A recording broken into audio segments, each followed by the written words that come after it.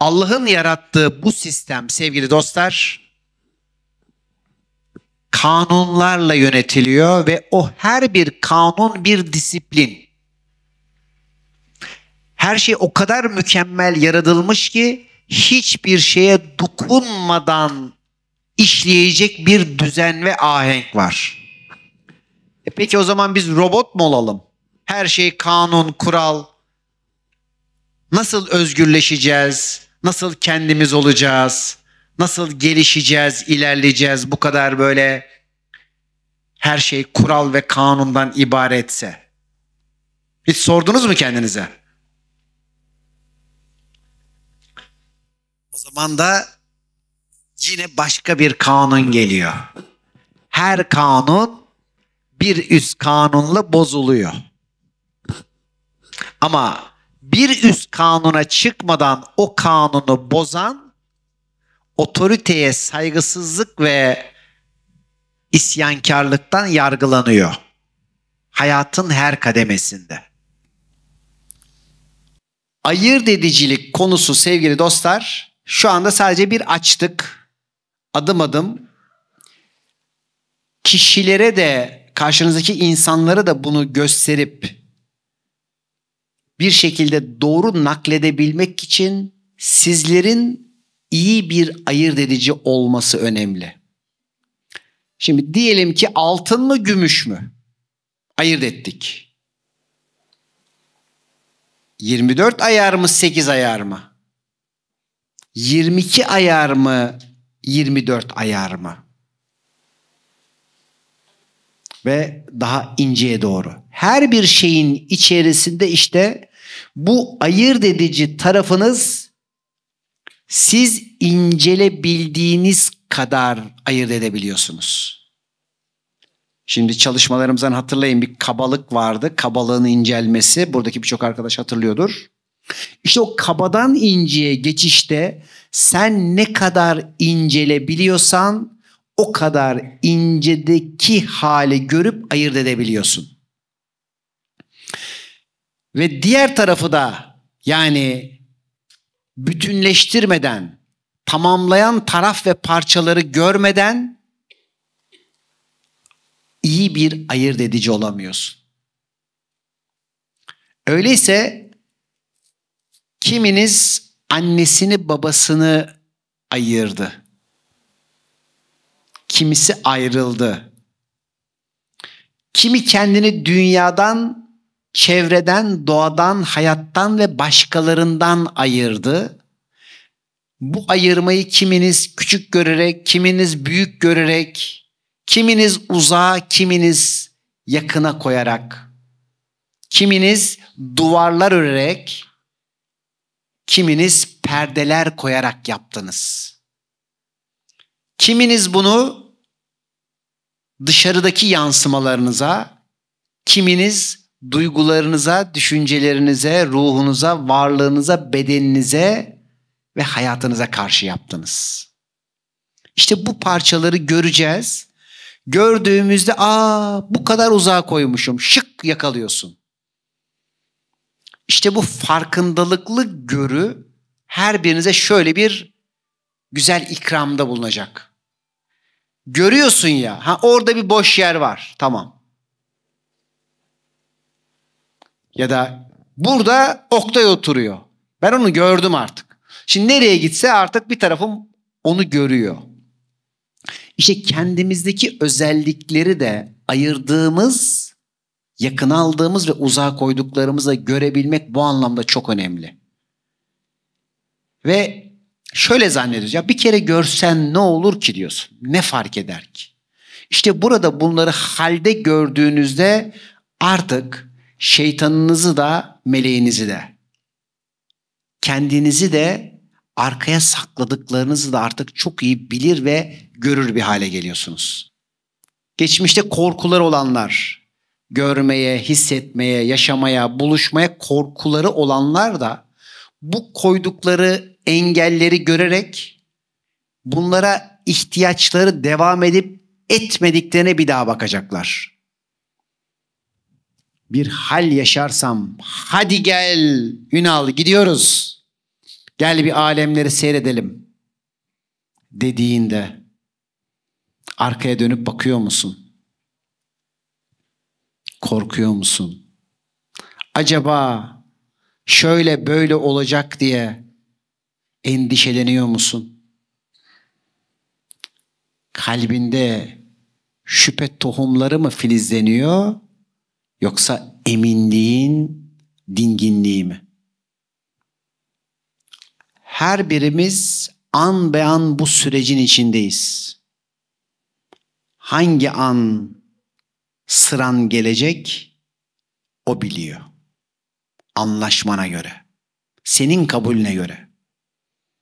Ama emin ol, en derin kuyunun içinden bile alır diye çıkarır seni. Bunu siz yaşayacaksınız ki yaşatan da birçok şifanın içinde talep edenlere yaşayabilmenin aracısı olun diye. Önce bu deneyim hallerinin birikim zenginliğini alalım.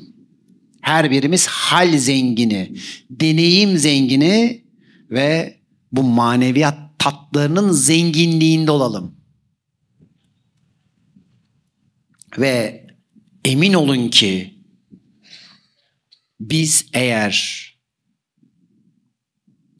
evet kabul ediyorum.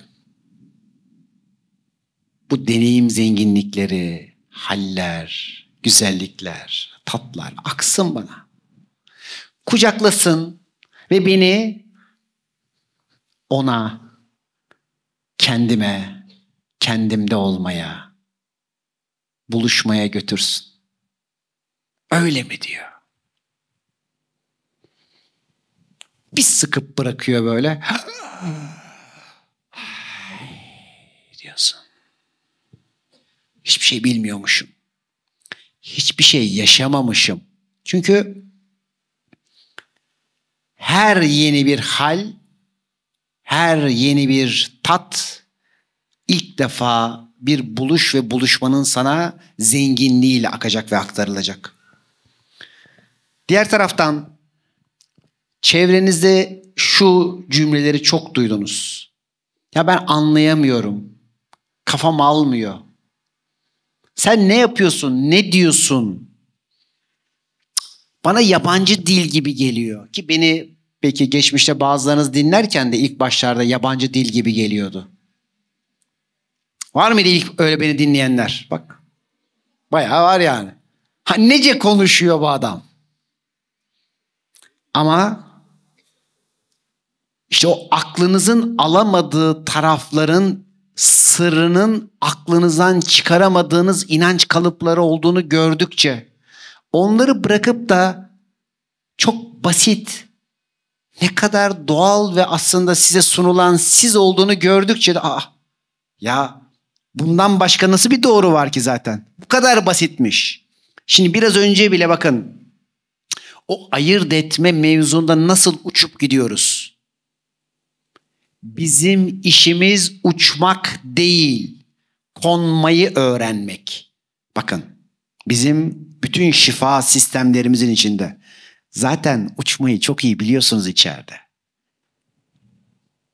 Bebek neyi öğrenmeye geldi dünyaya? Biz onu öğrenmek için buradayız.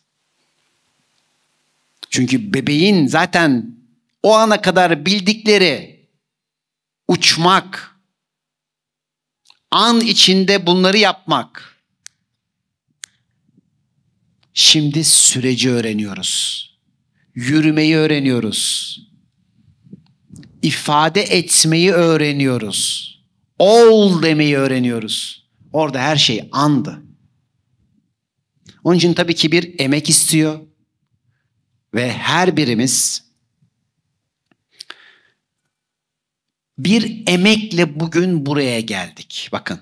Geçmişte yaptığımız en büyük hata, bütün hataların toplamı hep sınırımızı bilmemekten kaynaklandı. Haddimizi aşmaktan kaynaklandı. Ya da bir haddimiz var, daha küçük zannetmekten kaynaklandı ikisi de. Yani verilen gücü kullanmamakta, çarçur etmekte, onun sınırını aşmak da aynı değerde bir hatadır. Her birisi bir cezaya sebep veriyor. Bizim için. Sistemde ama böyle bir ceza diye bir şey yok. Ya olur mu diyorsun? Sobaya elimi değdim, ateş beni yaktı. Ya soba sana ceza mı verdi? Ateş yaktı seni. Bakın. Tüm ilahi kanunlar böyle çalışıyor. Gittin, yanardağın içine atladın, kavruldun. Bak görüyor musun, cehennem beni yaktı. Hayır, ateşe atlayan sensin. Ateşin görevi zaten yakmak. Mesafeyi koruyacak olan sensin her türlü durumla ilgili. Ve bizim Ünal Güner İçsel Öğreticilik Atölyesi'nin en önemli kural, kanun ve sistemi işte bu sınırını, haddini bilmek dostlar. Bu edep ve adabı bilmek, nerede konuşulup nerede konuşulmayacağını, nerede nasıl davranılıp davranılmayacağını, yerinde mi yerinde değil mi, müdahale mi, ihtiyaç mı? İşte bunların her birinin teker teker kavramlarını bilmek bizi büyüten, geliştiren en önemli unsur. Ve bu edebi bilebilmek, güzel ahlakın gelişmesi ve geliştirilmesi demek. Bunun gerçekleşebilmesi insanın kendini tanıması, kendini bilmesi demek. Ve bunun için hayatın okunması, alfabesinin bilinmesi gerek. Bunun için de kendinde, burada, bedeninde, içeriden bakanın sen olması gerek. Aslında bu kadar basit ve ne enteresandır, gelen bütün aslında evliyaların, bütün peygamberlerin, bütün manevi rehberlerin anlattığı sadece şu nokta. Nasıl güzel ahlaklı olursun? Bütün peygamberlerin altını en çok çizdiği şey ne enteresan, dinlerin neredeyse hiçbirinin içinde görünmüyor şu anda. Dikkat ettiniz mi? Yani bir Hristiyanlığın içinde Hazreti İsa'nın bir tokatı atana diğer tarafı uzat, bilgisini, enerjisini anlatacak bir tane Hristiyan mistik görüyor musunuz?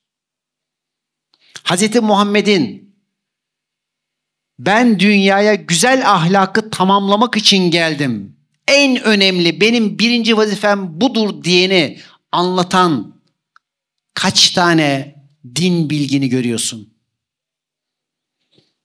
Hazreti Musa'nın öldürmeyin diye başlayan 10 emrini söyleyen kaç tane Musevi görüyorsun?